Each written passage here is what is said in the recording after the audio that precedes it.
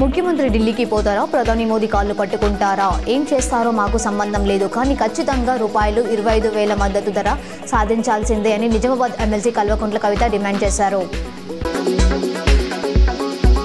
మహాశివరాత్రి పురస్కరించుకొని ఈ నెల 25, 26, 27 తేదీలలో నిజామాబాద్ కామారెడ్డి ఆర్మూర్ నుంచి వేములవాడకు ప్రత్యేక బస్సులు నడపనున్నట్లు ఆర్టీసీ ఆర్ఎన్ జోస్న సోమవారం తెలిపారు. మొత్తం రీజనల్ పరిధిలో 136 బస్సులు అందుబాటులో ఉంచామన్నారు. 144 ఏళ్ల తర్వాత వచ్చిన మహాకుంభమేళ రేపటితో ముగియనుంది. మహాశివరాత్రి పర్వదినం సందర్భంగా రేపు ముగింపు కార్యక్రమాలు జరగనున్నాయి. ఇప్పటి వరకు త్రివేణి సంగమంలో 60 కోట్ల మందికి పైగా పుణ్యస్నానం ఆచరించారు. అంటే దేశ జనాభాలో ప్రతి 5గురిలో సుమారు 3 మహాకుంభమేళలో భాగమయ్యారు.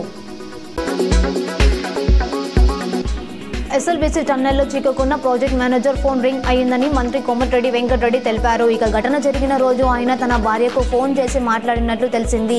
దీంతో మేము ఆయనకు ఫోన్ చేయగా మొదట రింగ్ అయింది, తర్వాత స్విచ్ ఆఫ్ అయింది. సైబర్ సెక్యూరిటీ సాయంతో ఫోన్ ట్రేస్ చేస్తున్నామని వివరించారు. రాష్ట్రంలో 3 ఎమ్మెల్సీ స్థానాలకు జరుగుతున్న ఎన్నికల ప్రచారం ఇవాళ సాయంత్రం ముగియనుంది. అసెంబ్లీ ఎలక్షన్స్ను తలపించేలా నెల రోజుల నుంచి జోరుగా ప్రచారం సాగింది. కాంగ్రెస్ అభ్యర్థుల తరపున సీఎం రేవంత్ రెడ్డి కూడా పాల్గొన్నారు.